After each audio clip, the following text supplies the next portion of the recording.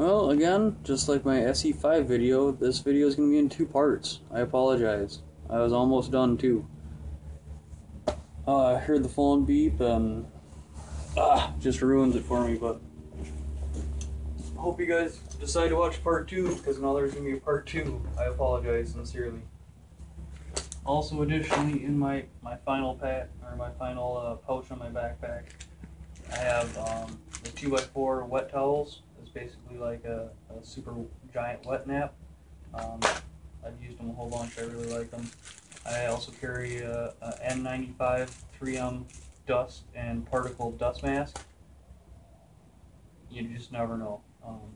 Studying 9/11, well, you guys can get into it. You're on YouTube already. I also carry some glow sticks. Again, I just keep on pulling out stuff here that I love and that I use on a regular basis. I got some cards, I got some instruction cards, this and that. I have the Columbia River Knife and Tool Eaton tool, or slang term for it. It's a sport. It's got a screwdriver bit, a pry bit, a finger hole, a bottle opener. It's a spoon basically, but it also has forked teeth. I've eaten really good leftover steak dinners with this fork because I forgot or did not bring plastic or metal silverware to work. What else do I got in here? Emergency rain poncho. I also have emergency survival blanket. Probably picked these up for 25 cents a piece. Yeah, look at that, 25 cents a piece. Probably from my last garage sale that I went to. A quick access WD-40 pen. Again, I can't tell you how many different uses for all these different things or how many different times I've used all of this stuff. I also normally carry in here right next to my WD-40 pen is a spray or a squeeze tube style hand sanitizer. Ran out of that, so good thing I'm remembering now. I also have a Smith's impromptu sharpener. It is a knife sharpener, bit sharpener, I guess a general purpose diamond sharpener. It is a round cylinder with a flat part grinded off, so you can do a quick sharpen either way, whatever you need to. It also has a fish hook groove, so you can sharpen up your dull fish hooks. And also, if you flip it around, it's got a little protector on the end right now, but it also has, conveniently, a conical or a cone shape or a spike to it, so you can sharpen those awesome serrated knives that you have that you can never figure out how to sharpen because it's a pain. This is how you do it. Love this thing. Can't remember how much this costs, but definitely well worth it. Smith's sharpeners make some awesome stuff. This one is nope, it just says established 1886. It doesn't say when it was made or what model it is. What else do I got in here?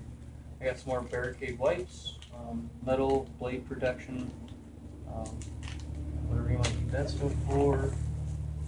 I also have a black plastic bag. It's probably not a big one. Actually, I guarantee it's not a big one. It's probably a 1 foot by 1 foot black plastic bag all rolled up. Always can use waterproofing or concealability kind of stuff. There's some pen pockets down in here.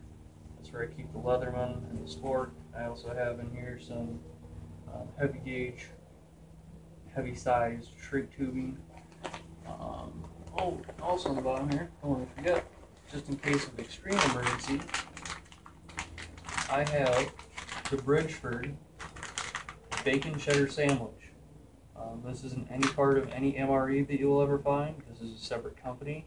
They make basically pocket pitas, pocket sandwiches, whatever you want to call them. It's like a toaster strudel or a hot pocket, but you don't have to warm it up. And this one right here has bacon on the inside, cheddar mixed into the bread on the outside. You can tell I folded this up so the sandwich isn't really that big. The sandwich is probably only about 5 inches by 3 inches by almost half an inch thick, but it does have shelf life.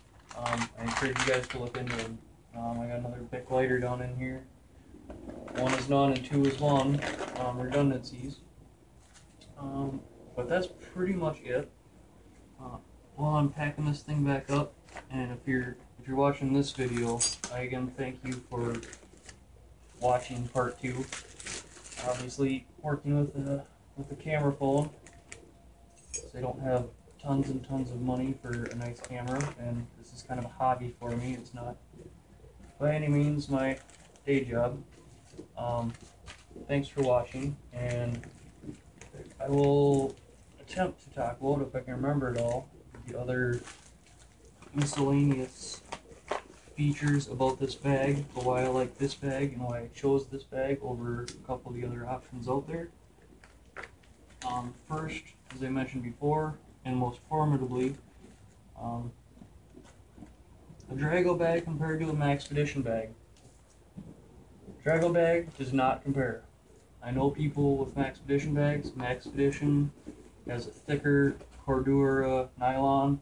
I believe it's 1,000 denier compared to whatever this is, 500 or 600. This is a nice backpack, don't get me wrong, but it is not as heavy duty as a Maxpedition backpack. However, I will say that this Drago backpack, and I have abused this backpack on many trips, daily usage, for, like I said, many times, at least the last year. This backpack has held up really well. This backpack outperforms, at least in my book, 100, if not 1,000 times over the Condor 3-day assault pack, the Voodoo Tactical, same style backpack, whatever models are out there, whatever, I mean, it doesn't really matter. I've played a lot with a lot of those style backpacks, a lot of this style backpack.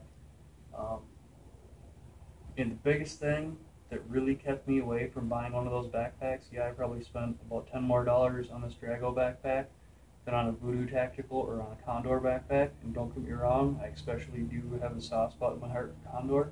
I have a lot of their stuff. But the Condor and the Voodoo Tactical backpacks don't have really nice, and I mean really nice, padded shoulder pads.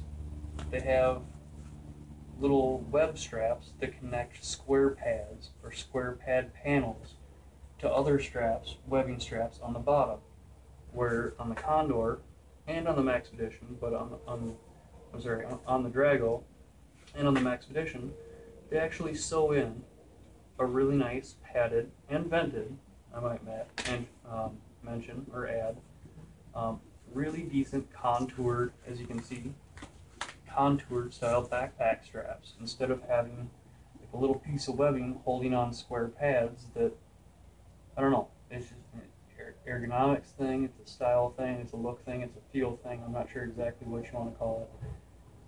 But I just really don't like that. That, for me, that means that when putting on the backpack, the pads are always twisting back and forth, and you always have to twist them back and forth and get them placed right.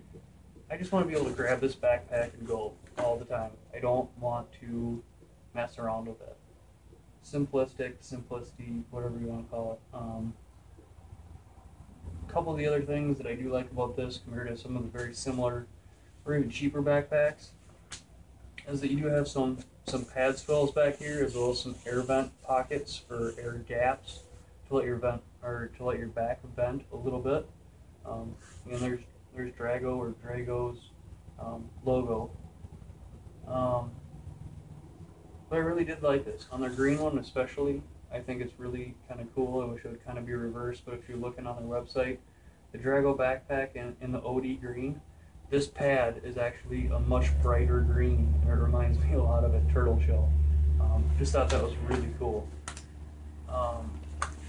Now the downfalls, I don't really want to get too much into because I can't really find too many of them, is the stitching is pretty much it. The stitching on this backpack is, I'd give it, moderate at best. I've had a couple issues with, maybe I can show you here, maybe not. If you can see down in here, these compression straps started to unravel on me right where they're stitched actually into the backpack. This is actually pretty much halfway done, halfway ripped out on both sides. That's why I added this extra loop of paracord to the actual buckles to keep the backpack from falling apart. And again, too, the stitching, the molly straps or the molly pals webbing, whatever you want to call it, they're not consistently sized. There's different sizes here compared to different sizes here compared to a different size here. If you actually wanted to strap on any kind of standard molly gear accessory, an H2O pouch, a magazine pouch, a rifle carrier, you might have to squish the molly webbing, the molly straps on that pouch to accessory or to accommodate this poor stitching, poor measuring on their stitching. One of the things too, right when I got it, I started going through it on the insides of the seams, on the insides of the stitches, on the insides of basically everywhere. There was loose strings. I melted and re-melted all kinds of different miscellaneous ends here and there. Let me show you a couple of them. I mean, brand new backpack, and I have to cut and snip and melt these little strings that are hanging off everywhere, inside, outside, every piece of webbing almost, it seemed like. Every one of the molly straps, pals webbing, every one of these reinforced and flapped over straps for the backpack straps. For the bottom of the backpack, I had to do these too. Poor quality. Not gonna lie about it. Great backpack. Again, it's lasted me a year. I've really beat the crap out of it, but I'm going to save up for a Max Edition because I've seen those in action. I've gotten to play with a couple friends of mine. I've seen those used and abused time and time again, and their quality is better.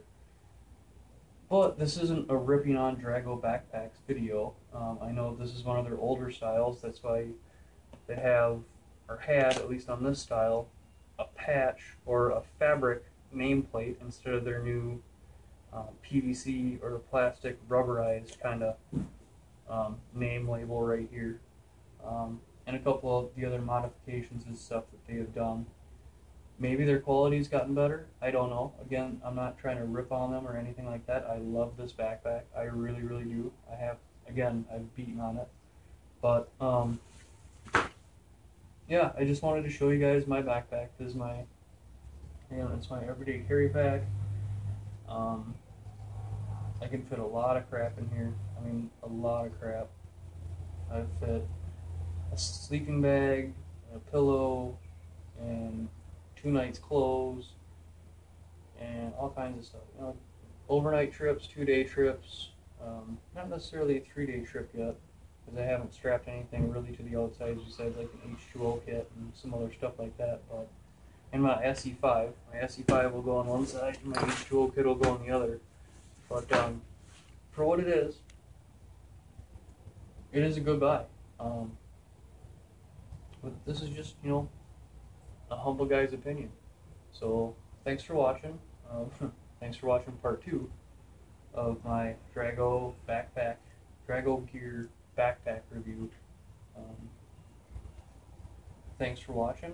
I appreciate all your guys' comments. And again, if you want me to break down any of my components or any specific item that I carry for what I do have in my backpack right now, shoot me a comment on this video, and hope you guys make it a great rest of your summer, because whether we'd like to believe it or not, winter's coming.